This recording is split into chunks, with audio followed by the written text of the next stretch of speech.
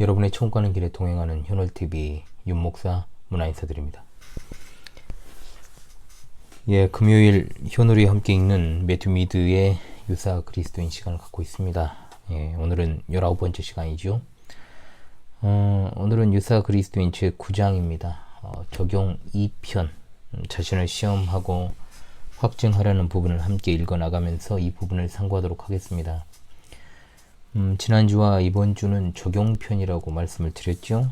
이 부분을 이번 주에도 함께 읽으면서요, 숙고하도록 하겠습니다. 이 책을 덮기까지 계속해서 여러분 함께 읽어나갈 수 있기를 원합니다. 유사 그리스도인 읽기도 이제 한 3번 정도 남은 것 같습니다. 특별한 일이 없다면 말씀드릴 듯이 이제 3월 10일 또는 17일경에 마무리될 것 같고요. 끝나게 되면 한 주 정도는 쉬고 이제 또 새로운 책을 같이 읽어가면 좋을 것 같습니다. 한 권 한 권 읽어가는 금요일의 시간이 우리에게 소중하며 또한 이것을 읽는 것에 그치지 않고 또 우리에게 적용하는 것이 중요하다고 여겨집니다. 오늘 또 기도로 시작하도록 하겠습니다. 우리 하나님 참으로 감사합니다. 오늘 또 변함없이 금요일 허락하신 시간을 통해서 상한 갈대를 꺾지 아니하며 꺼져가는 등불을 끄지 아니하시고 진실로 정의를 행하시는 우리 주님을 바라보며 간구합니다. 아무쪼록 이 시간에 함께하는 주님 백성들을 지키시고 돌보시며 연약한 자들을 위로하시고 또한 겉돌며 흔들리는 자들이 굳건해지게 하시며 바른 신앙 노선에 서게 하시고 선질로 생각한 자들이 스스로를 시험대 위에 세우고 그 받은 구원을 점검하며 확증하는 계기가 될 수 있도록 도와주시옵소서. 심히 연약하고 천한 이 종에게 하나님의 은혜를 더하셔서 이 방송에 함께하는 지체들에게 유익을 줄 수 있는 디딤돌이 되게 하시고 주님이 세우신 몸된 교회 울타리를 견고히 세우사 실족하거나 방황하는 양이 없게 하시며 오히려 이 읽기 시간을 통하여서 크나큰 구원의 확신과 소망을 얻어 이 종은 계속하여 목양 일념하게 하시고 모든 성도들이 초지일관 시종여일하게 신앙 일념하며 정진할 수 있도록 주여 도와주시옵소서. 이 시간도 성령께서 우리 각 사람의 마음을 조명하실 것을 믿사옵나이다. 우리 주 예수 그리스도의 이름으로 기도합니다. 아멘. 제 9장은 자신을 시험하고 확증하라입니다. 자, 첫 번째로 자신을 시험해야 되는 이유가 나오지요. 고린도후서 13장 5절의 말씀이 참으로 중요합니다. 너희는 믿음 안에 있는가? 너희 자신을 시험하고 너희 자신을 확증하라. 아멘. 자, 이것이 바로 가장 유력한 이 주제에 대한 증거입니다. 매튜 미드는 이것을 5가지로 요약을 합니다. 첫째로 외적 표징에 안주하며 자연적 상태에 머물기 때문이라 그랬습니다. 많은 사람들이 외적인 행위, 즉 세례받고 또 교회에 출석하고 또 기도와 성경 읽기 같은 것들을 외적 표징으로 삼고 봉사 같은 것도 마찬가지죠. 거기에 안주하면서 여전히 자연 상태에 머물러 있습니다. 많은 자들이 말씀을 듣기만 하고 또 행하는 자가 되지 않아서 자신의 영혼을 스스로 속이기도 합니다. 야고보서 1장 11절의 말씀이죠. 자, 그렇다면 여러분 한번 생각해 볼 것은 교회에 나와서 말씀도 제대로 듣지 않는 사람은 그럼 무엇이겠습니까? 참으로 정신을 차려야 되겠죠. 듣지도 않고 행하지도 않는 것은 더러운 죄인이 하는 행동입니다. 어떤 사람은 듣기도 하고 행하기도 합니다. 이들이 바로 참된 그리스도인이라고 할 수 있겠죠. 어떤 사람은 듣기는 하지만 행하지는 않습니다. 이들은 위선적인 신앙 고백자들입니다. 이런 사람들이 오늘 얼마나 많습니까? 혹시 당신 아닙니까? 그리스도인이 완벽 무결해야 된다고 말하는 건 결코 아닙니다. 완벽하신 분은 오직 그리스도시기 때문입니다. 그러나 우리는 그리스도 예수와 생명으로 연합한 자가 되었다라는 사실, 그것도 진리입니다. 그렇다면 신앙의 도리를 가볍게 여기는 사람은 절대로 참된 그리스도인일 수가 없죠. 이것이 실로 사실일진데 우리가 지금까지 살펴본 바는 신앙의 도리를 간직하고 또 고백해도 참된 그리스도인이 아닐 수 있다는 사실이 있습니다. 가룟 유다를 보십시오. 누가 그 신앙 고백이 옳다고 말할 수 있습니까?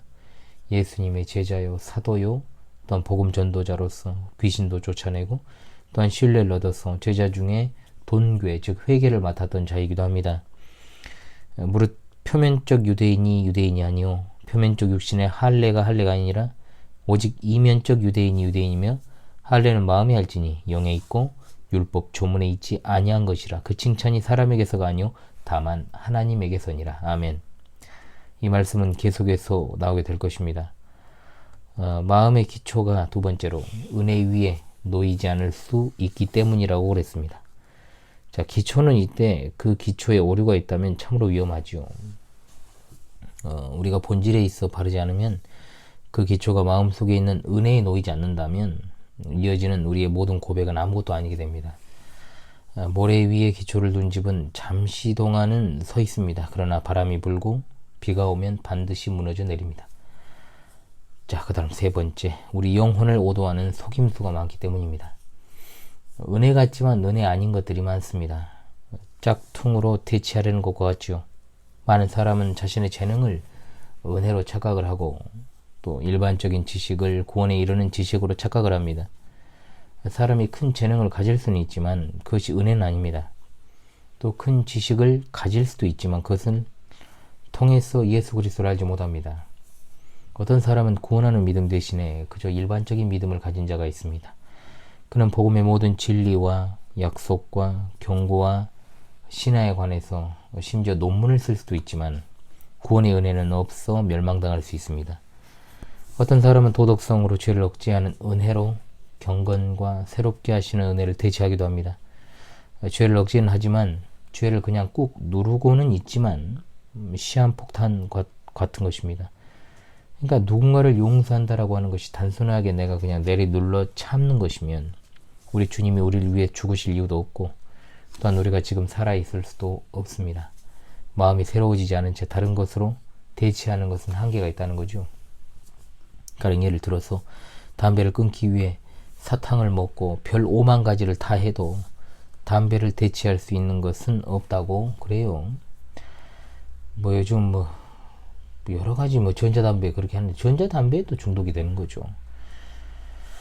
그러나 어찌 크나큰 은혜를 대체할 것이 있겠습니까?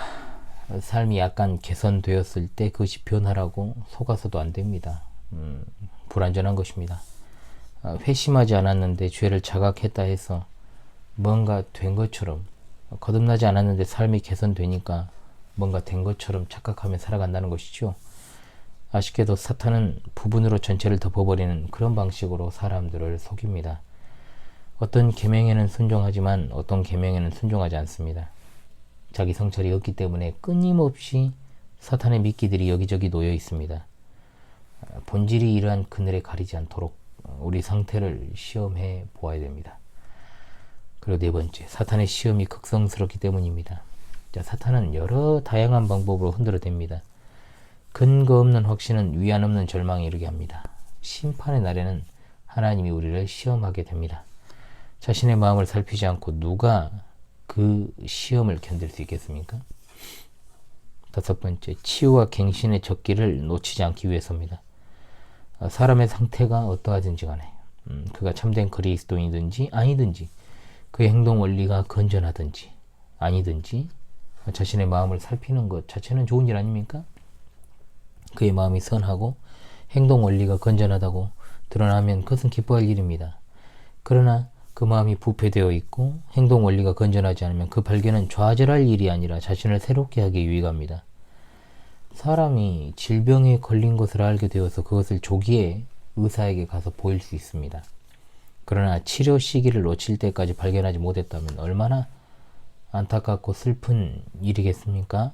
물론 이제 발견 안 돼도 될 것을 또 발견돼가지고 후벼 파는 경우도 있습니다만 어찌되었든 일반적인 원리에서 그렇다는 것이죠. 마찬가지로 너무 늦게까지 자신을 살피지 않았다가 나락으로 떨어지고 또 자신을 그리스도인 줄 알고 살았다면 그리고 죽음에 이르러서 심판에 이르러 그 확신이 깨진다면 이것보다 더 큰 비극이 세상에 어디 있겠습니까? 이것이 바로 여러분에게 자신의 상태를 살필 것을 강조하는 근거입니다. 하나님께서 우리가 이러한 필수적인 의무를 행할 수 있도록 우리를 도와주시기를 간절히 원합니다. 아멘. 자, 그렇다면 이제 두 번째, 자신을 검증하는 시금석에 대해서 매튜 미드는 말합니다.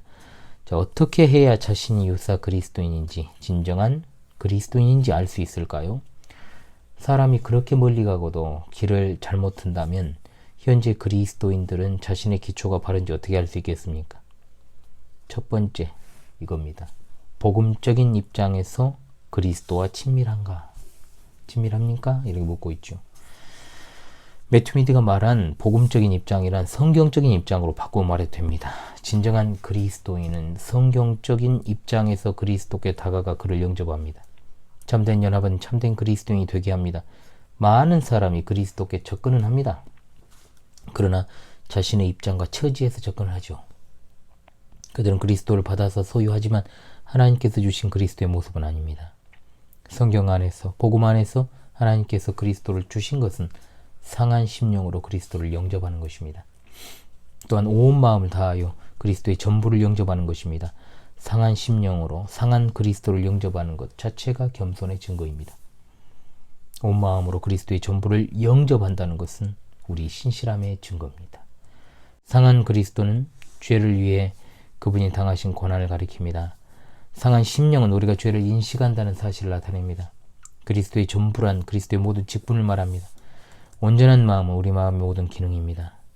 그리스도는 중보자시며 왕이요 제사장이요 선지자십니다. 우리 주님이 가지신 직분 가운데 어느 하나라도 수행하지 않으시면 우리는 구원과는 상관없는 자들입니다.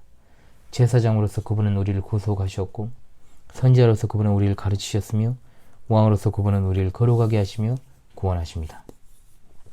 많은 사람들이 그리스도를 제사장으로는 받아들입니다. 그러나 왕과 선지자로 받아들이지는 않습니다. 그들은 그분의 의로우심을 공유하기는 좋아하지만 그러나 그분의 거룩하심을 나누어 받기는 싫어합니다. 그분으로 인해 구원받기는 원하지만 복종하기는 싫어한다는 거죠. 그분의 보혈로 구원받고 싶어하지만 그분의 능력에 복종하기 원치 않습니다. 많은 사람이 복음의 티켓은 사랑하지만 의무는 사랑하지 않습니다. 그런 자들은 그리스도께 다가갔다고 해도 유사 그리스도입니다. 자신의 입장에만 머물러 있고 하나님의 입장은 안중에 뒀기 때문입니다. 그리고 그리스도의 세 직분은 서로 구별되지만 나누어질 수 없습니다. 참된 그리스도인은 예수님의 모든 직분을 믿고 그 아래 거해야 되고 소유해야 됩니다. 참된 그리스도인은 그분의 죽음의 공로를 믿을 뿐만 아니라 그분의 삶의 방식도 따릅니다. 그분을 믿기만 하는 것이 아니라 그분을 사랑합니다. 그분을 자신의 의로 생각할 뿐 아니라 자신의 지혜로 생각합니다. 또한 자신의 구원으로서만 아니라 자신의 거룩으로 생각합니다. 여러분의 예수님은 어떤 분이십니까? 두 번째, 은혜의 행위가 제일 원인이 되고 있습니까? 진정한 그리스도인은 의무의 세움으로써 마음속에 역사하는 은혜와 거룩의 철저한 역사를 가지고 있습니다. 거듭남이라는 건 전적 표현을 말하지요. 고린도후서 5장 17절 이전 것은 지나갔으니 보라 새 것이 되었도다. 정도가 아니라 자질입니다. 육적인 사람도 의무는 행할 수 있습니다. 그러나 선상되고 성화되지 못한 마음에서부터 나온 것이기 때문에 새 천조각을 헌 옷에 대는 것과 같은 것입니다. 전혀 어울리지 않습니다. 그 틈은 더욱더 갈라지게 되고 말겠죠. 사람의 마음이 은혜로 철저하게 새로워질 때 지성이 조명되고 양심이 철저하게 죄를 각성하며 의지가 진실로 겸손하고 순종적이 되고 정서가 영적으로 고양되며 거룩해집니다. 이와 같이 지성과 양심과 의지와 정서와 모두 결합해서 계명을 지키는데 유용하게 됩니다. 이 사람이 진정한 그리스도인입니다. 아멘. 자, 세 번째, 의무의 내용뿐만 아니라 형식도 살핍니까? 이건 굉장히 중요한 논의입니다. 진짜 그리스도인이라면 의무의 내용뿐만 아니라 형식에도 관심을 기울입니다. 한마디로 그릇에 담겨있는 내용물이 본질이긴 해도 그 그릇이 어떤 그릇인지도 중요하다는 겁니다. 생각을 해보십시오. 아무리 산해진미라 해도 그것을 개밥 그릇이나 요강에다가 내놓으면 그것은 뭡니까? 큰 개밥이요 분뇨일 뿐입니다. 이 부분은 굉장히 중요합니다. 의무가 행해지는 것뿐만 아니라 어떻게 행해지느냐도 관심을 기울입니다. 유사 그리스도인은 이 부분에서 실패합니다. 분명 유사 그리스도인은 다른 사람과 동일한 의무를 수행합니다. 그러나 동일한 모습은 아닙니다.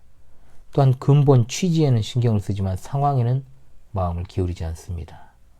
기도하지만 믿음으로 드리는 불타는 기도에는 마음을 기울이지 않습니다. 그런 말씀을 듣지만 어떻게 들을까 주의하라. 그리스도의 법칙에는 신경을 쓰지 않습니다. 그는 순종하지만 순종하는 마음의 구조에는 주목하지 않습니다. 결국 그의 모든 행함은 실패하고 맙니다. 이런 잘못으로 인해서 모든 의무의 아름다움이 손상되게 되는 겁니다. 네 번째, 행함이 신실함과 순전함에 기초한 것입니까? 진정한 그리스도인은 그가 행하는 모든 것들 속에 있는 신실함을 알 수 있습니다. 사람이 복음의 의무를 행한다고 해도 신실함이 없으면 그리스도인일 수가 없습니다. 유사 그리스도인은 여기서도 실패하지요. 그가 비록 많은 것을 행하고 많이 기도하고 많이 듣고 많이 순종해도 그 모든 것의 바탕에는 위선이 있습니다. 그리고 다른 목적이 그 안에 불순물처럼 섞여 있다는 것이죠. 다섯 번째, 목이 좀 안 좋아서요. 외부의 계명에 상응하는 것이 내부에 있습니까? 이 말은 기록된 하나님의 말씀에 상응하는 마음이 있습니까? 라는 말입니다. 하나님의 말씀과 그리스도인의 뜻 사이에는 동질성이 있습니다. 그의 마음은 계명의 복사판입니다. 말씀에 명하신 동일한 거룩함이 그 마음에 새겨져 있습니다. 하나님의 말씀에 부여된 그리스도의 일치가 하나님의 영으로 말미암아 그의 영혼에 역사하고 있습니다. 주님은 그에게 주어진 은혜로 인해 그가 말씀이 요구하는 동일한 순종을 행할 수 있도록 인도하십니다. 에레미야 31장 33절이 바로 그것입니다. 그러나 그날 후에 내가 이스라엘 집과 맺을 언약은 이러하니 곧 내가 나의 법을 그들의 속에 두며 그들의 마음에 기록하여 나는 그들의 하나님이 되고 그들은 내 백성이 될 것이라. 여호와의 말씀이니라. 아멘. 즉 돌판이 아니라 마음판이라는 말입니다. 하나님께서는 그곳에 율법을 기록하셨고 그 마음에 기록한 율법이 기록된 하나님의 말씀에 응답하게 됩니다. 여러분 아시겠습니까? 이것을 진정한 그리스도인은 가지고 있습니다. 그래서 진정한 그리스도인은 하나님의 말씀을 가까이만 할수록 더욱더 굳건해지고 단단해집니다. 시편 40편 8절의 말씀이 진정한 그리스도인의 말씀이지요. 나의 하나님이요 내가 주의 뜻 행하기를 즐기오니 주의 법이 나의 심중에 있나이다. 아멘. 그러나 유사 그리스도인은 외적인 행동으로는 하나님의 말씀에 일치할 수 있어도 내적인 체계에 그 말씀에 상응하는 것이 없기 때문에 늘 그 자리가 그 자리고 때로는 더 뒤로 간 것처럼 보이기도 하는 겁니다. 여섯 번째입니다. 의무를 행하되 의무 이상으로 행합니까? 진정한 그리스도인은 의무를 많이 행하고 의무 이상으로 행하는 법입니다. 그러나 유사 그리스도인은 어떻습니까? 의무를 행하지만 의무 이상으로 행하지는 않습니다. 그는 의무에만 안주합니다. 안주하기를 바라면서 행하고 자신의 행위에 만족하고 그 선에 머물러 있습니다. 자, 그런데 우리 생각해 보십시다. 현실에서는 의무조차도 수행하지 않는 사람이 왜 이렇게 많은지 모릅니다. 유사 그리스도인 수준도 못 미치는 이들은 과연 누굴까요? 연약한 것일 수도 있고 아예 아무것도 아닐 수도 있는 겁니다. 심각한 거죠. 유사 그리스도인은 믿고 순종하는 자리까지 올 수 없습니다. 믿기만 하면 순종할 필요는 없다고 생각하면서 순종을 던져버립니다. 순종한다고 해도 믿음은 던져버립니다. 그럴 필요가 없다라고 생각하기 때문입니다. 그는 다윗처럼 말할 수 없습니다. 시편 119편 166절에 여호와여 내가 주의 구원을 바라며 주의 계명들을 행하였나이다. 아멘. 사람은 의무를 행하면 행할수록 그 이상으로 행한다면 행하면 행할수록 더 많이 믿는다면 그는 더욱더 그리스도인다워질 것입니다. 이것이 바로 그리스도인의 모습이죠. 일곱 번째, 모든 계명에 순종하여 지킵니까? 진정한 그리스도인은 모든 계명에 순종하여 지킵니다. 계명을 선택하여 어떤 것은 지키고 어떤 것은 지키지 않는 일을 하지 않는다는 거죠. 모든 죄에서 떠나기 위해서 애쓰고 아주 작은 죄로부터 큰 죄에 이르기까지 모든 계명을 사랑합니다. 그러나 유사 그리스도는 어떻습니까? 이 점에서 실패입니다. 그의 순종은 언제나 부분적입니다. 단편적입니다. 어떤 계명은 순종하지만 다른 계명은 어긴다는 거죠. 자신의 정욕에 걸리지 않는 것은 적극적이지만 그 외의 것은 제쳐놓습니다. 바리새인들을 한번 생각해 보십시다. 금식하고 기도하고 11조도 드립니다. 그러나 그들은 자신들의 탐욕을 제쳐놓지 않았습니다. 과부의 가산을 탐하고 부모에게 부당하게 행했습니다. 오늘날 이와 같은 선택적 순종을 하는 자들이 교회 안에 얼마나 많습니까? 사람은 살아온 환경과 습성에 따라서 어떤 측면에서는 약할 수 있고 어떤 측면은 강하기도 합니다. 즉 한마디로 말하면 사기꾼의 기질을 가진 자가 색을 밝히지 않을 수 있고 색을 밝히는 자가 돈 관계에 있어서는 굉장히 깔끔할 수도 있는 겁니다. 그러나 어느 측면에서 괜찮아 보이고 어느 측면에서는 개차반이다? 이런 경우가 교회에도 많다는 거죠. 사람은 자신이 잘할 수 있고 강한 것을 부각시키려는 속성을 기본적으로 가지고 있기 때문에 순종도 부분적으로 하고 남들이 알아주고 또한 눈에 튀는 그런 행동들을 통해서 자신의 어떤 약한 부분들을 뒤덮으려 합니다. 자신의 약한 측면을 애써 외면하고 자기가 잘 지킬 수 있는 것에 대해서는 더욱더 부각하는 인간의 약한 본성입니다. 8번째, 하나님의 영광이 모든 것의 목적이 되고 있습니까? 진정한 그리스도인은 하나님의 영광을 자신의 삶과 모든 행동의 목적으로 삼습니다. 기도하고 말씀을 듣고 구제하고 금식하고 회개하고 순종하는 모든 것의 목적은 바로 하나님의 영광입니다. 아멘. 유사 그리스도인은 그런데 이 점에서 실패하지요. 비록 행위에서는 하나님이 목적인 것처럼 말해도 사실은 자아가 그 목적에 있다면 실패입니다. 결코 자아를 버리지 않기 때문에 자신보다 더 높은 목적을 가질 수 없습니다. 매튜 미드는 마지막 부분에서 지금까지 제시한 7가지 시금석으로 자신을 검증하라고 권면하며 9장을 마치고 있습니다. 여러분이 진정한 그리스도임이 드러나거나 또는 여러분에게 효과적인 치료제가 될 수 있기를 간절히 원합니다.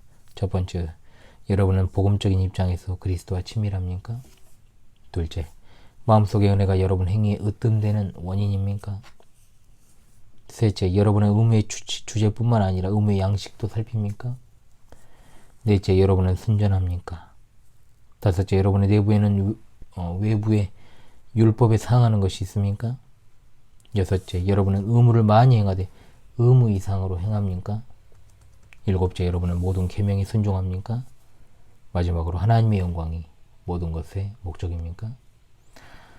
책을 읽어 나가면서요, 제가 좀 어떤 것은 좀 요약을 하거나 저만의 표현 방식으로 좀 바꿔서 말씀을 드렸으니까요, 여러분들이 이해가 편하시도록 또 읽기 편하시도록 그렇게 같이 읽어 나가는 것이니까 여러분들이 그렇게 생각해 주시면 되겠습니다. 자, 이렇게 지난 8장에 이어서 우리 자신을 시험하고 확증하라는 9장 읽기를 마무리하겠습니다. 아무리 반복하고 반복해도 진짜 지나침이 없을 것 같습니다. 아무쪼록 이 유사 그리스도인 읽기가 이 마지막 시대 여러분의 구원을 견고히 하는 디딤돌이 되기를 간절히 바랍니다. 여러분의 천국 가는 길의 길잡이 현월TV 윤목사였습니다. 감사합니다. 다음 주에 뵙도록 하겠습니다.